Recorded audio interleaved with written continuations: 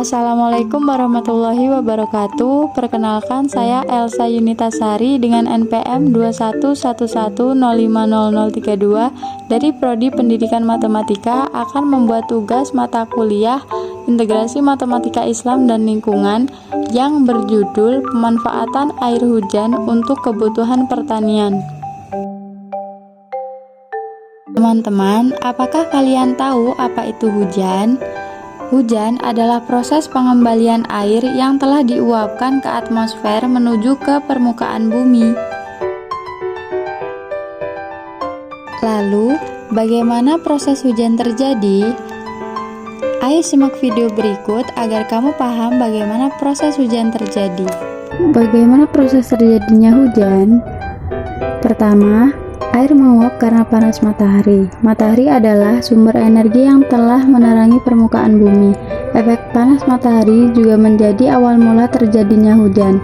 Panas matahari dapat membuat air menguap ke udara, baik itu dari laut, sungai, atau air danau, serta air dari kandungan makhluk hidup lainnya. Kedua, uap air menjadi padat, terbentuklah awan.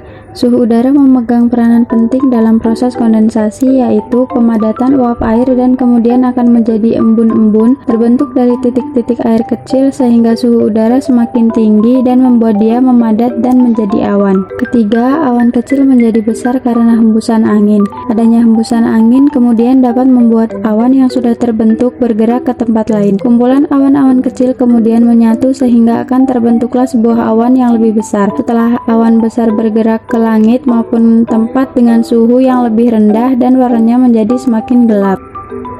Proses selanjutnya yaitu hujan pun turun. Setelah awan semakin kelabu, kemudian titik-titik air menjadi semakin berat. Akibatnya titik-titik air tidak terbendung lagi dan juga akan membuat butiran-butiran air jatuh ke permukaan bumi. Dari sinilah proses terjadinya hujan yang akan berlangsung, di mana air hujan akan membasahi daerah sekitarnya. Jadi seperti itu ya proses turunnya hujan. Apakah air hujan bisa bermanfaat untuk kegiatan pertanian? Jika iya, apa ya manfaatnya? Pasti ada dong. Salah satunya adalah saluran irigasi. Saluran irigasi digunakan untuk menampung air hujan dan bisa dimanfaatkan untuk kegiatan pertanian, diantaranya untuk lahan sawah. Coba perhatikan gambar irigasi tersebut. Irigasi dapat dimanfaatkan untuk pengairan di lahan sawah. Apabila volume air suatu irigasi dapat memenuhi kebutuhan air di suatu persawahan, maka kita dapat menyimpulkan bahwa air hujan di irigasi dapat bermanfaat untuk kebutuhan pertanian, salah satunya untuk lahan sawah. Selain sebagai negara maritim, Indonesia dikenal sebagai negara agraris, di mana sebagian besar penduduk Indonesia bermata pencaharian sebagai petani, yaitu sebanyak 33,5 juta menurut BPS tahun 2018. Dengan luas baku sawah nasional saat ini mencapai 7,46 juta hektar, sehingga irigasi sangat penting peranannya sebagai infrastruktur penopang ketahanan pangan di Indonesia. Irigasi adalah usaha penyediaan, pengaturan, dan pembuangan air irigasi untuk menunjang pertanian dengan tujuan memasok kelembapan esensial untuk pertumbuhan tanaman. Berikutnya ada kebutuhan irigasi. Di Indonesia, irigasi diperlukan pada musim kemarau, di mana hampir tidak ada curah hujan untuk memenuhi kebutuhan air tanaman. Sehingga, untuk mencapai tujuan ini, diperlukan pengembangan sistem irigasi yang baik, yang meliputi perencanaan, desain, konstruksi, operasi, dan pemeliharaan berbagai pekerjaan irigasi. Adanya irigasi mempunyai maksud dan tujuan.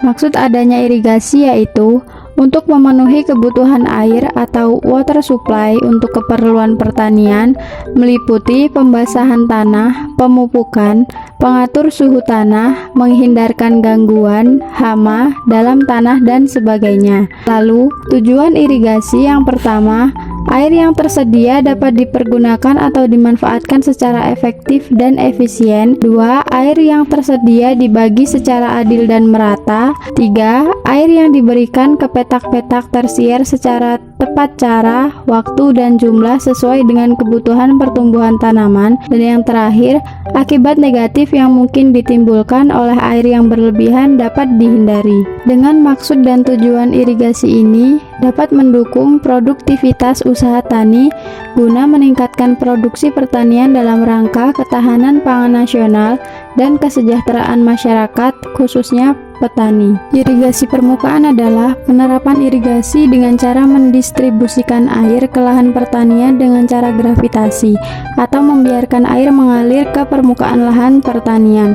Metode ini merupakan cara yang paling banyak dipakai di dunia. Jenis irigasi lain yang banyak digunakan di Indonesia antara lain irigasi pompa, irigasi rawa, irigasi tambak, dan irigasi air bawah tanah. Metode pemberian air yang pertama yaitu ada flooding method atau penggenangan. Metode ini biasa digunakan untuk tanaman padi. Yang kedua ada furrow irrigation atau alur atau guludan yang biasa digunakan untuk tanaman tebu atau jagung. Yang ketiga ada sprinkler atau pancaran. Dan yang terakhir ada drip atau tetes yang dapat digunakan untuk tanaman palawija.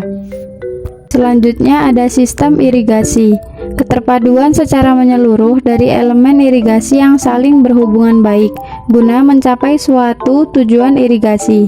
Sistem irigasi meliputi yang pertama air irigasi, 2 prasarana irigasi, 3 manajemen irigasi, 4 kelembagaan pengelolaan irigasi, dan yang terakhir sumber daya manusia. Yang pertama yang akan kita bahas yaitu air irigasi.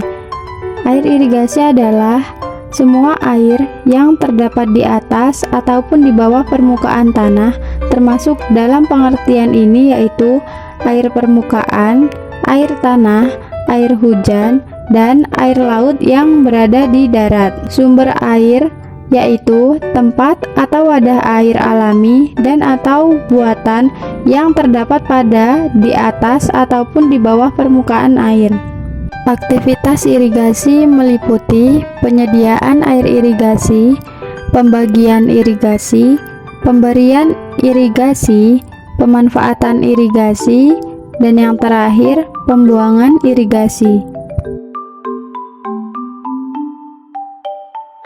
Adapun komponen irigasi diantaranya yang pertama yaitu bangunan, kemudian yang kedua saluran pembawa, yang ketiga petak tersier, dan yang terakhir saluran pembuangan. Bangunan irigasi. Bangunan irigasi merupakan suatu bangunan yang direncanakan di sumber air atau saluran irigasi berfungsi untuk mengalirkan air irigasi ke lahan pertanian atau membuang kelebihan air sehingga air irigasi dapat dipakai guna keperluan irigasi secara tepat, tempat, jumlah, waktu, dan mutu. Bangunan irigasi terdiri dari bangunan utama yang meliputi bendung, pengambilan bebas, waduk atau embung, dan juga pompa. Bangunan yang selanjutnya yaitu bangunan bagi sadap yang meliputi bangunan bagi, bangunan sadap, bangunan bagi sadap, box tersier, dan juga box kuarter. Bangunan yang terakhir yaitu bangunan pelengkap meliputi talang, sipon, gorong-gorong, bangunan terjun, got miring, pelimpah samping, masukan pembuang atau drain inlet, jembatan, jembatan orang, tangga mandi cuci, dan juga tempat mandi hewan. Wow, ternyata besar ya manfaat hujan untuk pertanian. Misalkan volume air irigasi tidak cukup untuk memenuhi kebutuhan air di sawah, apa ya yang akan terjadi? Jika volume air irigasi tidak bisa memenuhi kebutuhan tanaman, maka tanaman akan kekurangan air dan bisa mengakibatkan tumbuhan kurang stabil atau bahkan bisa gagal panen. Tetapi ada beberapa cara untuk menanggulanginya dan kita bisa membantu loh agar kekurangan air tidak terjadi. Bagaimana cara menanggulanginya? Caranya yaitu dengan pemeliharaan dan perbaikan infrastruktur irigasi, pemanfaatan air bawah tanah, penanaman di waktu yang tepat, pengelolaan air secara adil dan transparan, dan juga pemanfaatan air limbah terolah. Jadi, ayo mulai menghemat air dan memanfaatkan air hujan dengan sebaik-baiknya, agar kemanfaatannya bisa dipergunakan di berbagai kebutuhan seperti contohnya di pertanian. Sekian video dari saya, semoga bermanfaat. Terima kasih. Wassalamualaikum warahmatullahi wabarakatuh.